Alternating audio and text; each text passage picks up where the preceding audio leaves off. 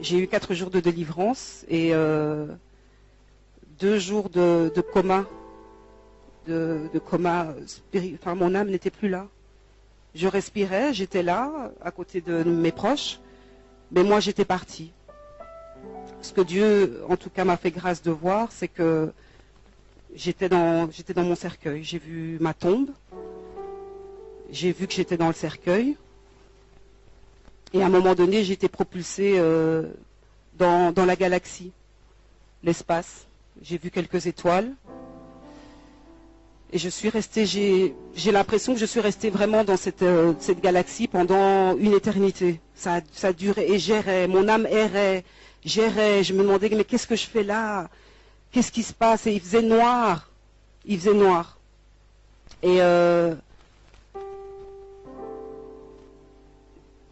après ce que j'ai vu les ténèbres, donc une nuée très sombre. Et une nuée et la lumière en fait. Donc j'ai compris par la suite parce que j'entendais des voix. C'était vraiment les anges de Dieu et les suppôts de Satan qui pas négocier parce qu'on ne négocie pas avec Dieu, mais le diable qui réclamait mon âme en fait et ma vie. Et il disait, mais enfin, Seigneur, il y a un pacte qui a été fait, elle n'a pas suivi tes voies, elle n'est plus digne d'être appelée enfant de Dieu. Donc elle est devenue mon enfant, donc voilà, il faut nous la laisser. Donc c'était vraiment comme s'il y avait un combat spirituel entre les ténèbres et la lumière. Et à ce moment-là, je sais pas, un esprit démoniaque m'a pris et m'a demandé si j'étais prête. Et il m'a dit, regarde en bas, là-bas, le trou noir que tu vois, on va y descendre.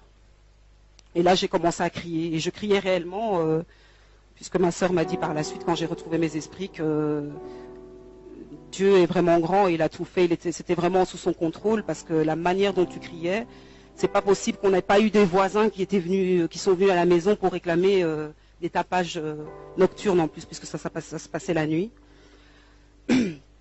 Et donc cet esprit démoniaque m'a précipité dans le trou. Et en fait, j'ai vu de la terre.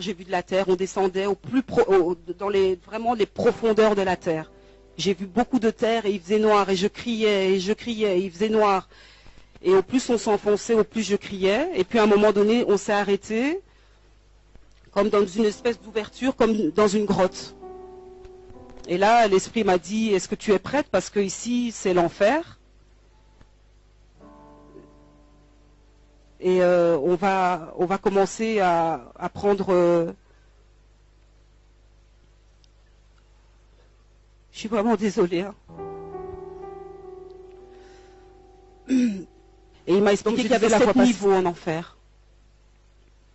Et que là, on allait commencer au premier niveau. Donc il m'a amené au premier niveau. Moi, je fermais les yeux et je disais non, non. Et je criais au Seigneur.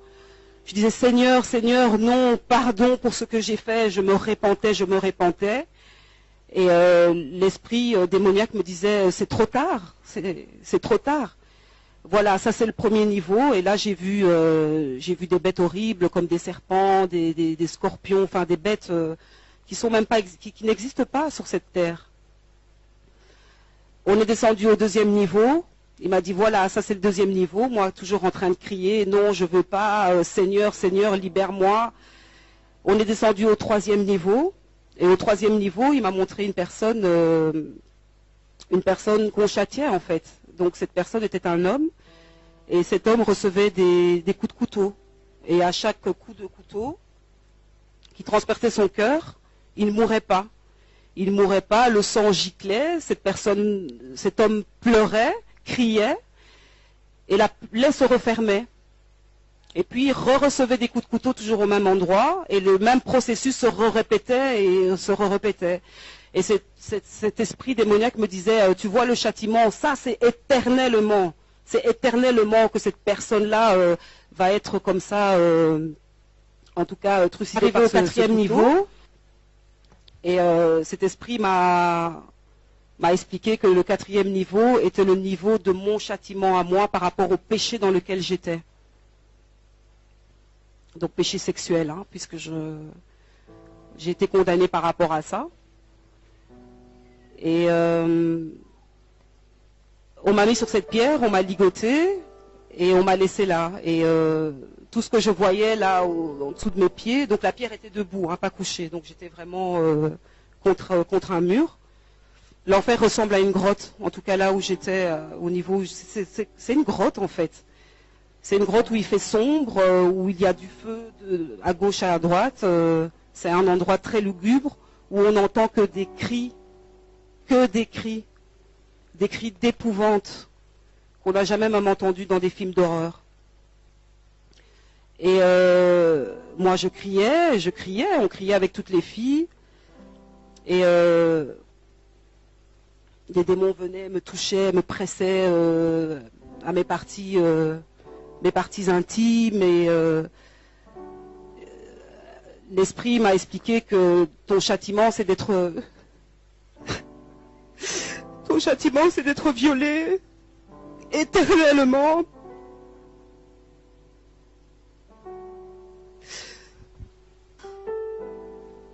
Et naissaient des enfants de ces relations en fait. Tu n'as pas le temps de dormir en enfer. Tu ne dors pas. J'ai cru que j'y étais depuis des siècles. Et c'est sans arrêt. On ne ferme pas les yeux en enfer. On n'a pas un temps. Il y a des niveaux. Il y en a 7. Et vous vous rendez compte le niveau où moi j'étais, plus que la moitié, quoi. Enfin, j'étais presque au niveau du 7e pour moi. Donc le péché de l'immoralité sexuelle est un péché sévèrement puni. Je priais quand j'étais en enfer, j'ai pas cessé de prier mon Dieu, j'ai pas cessé de demander pardon. J'ai déposé le pardon aussi auprès de la femme de cet homme.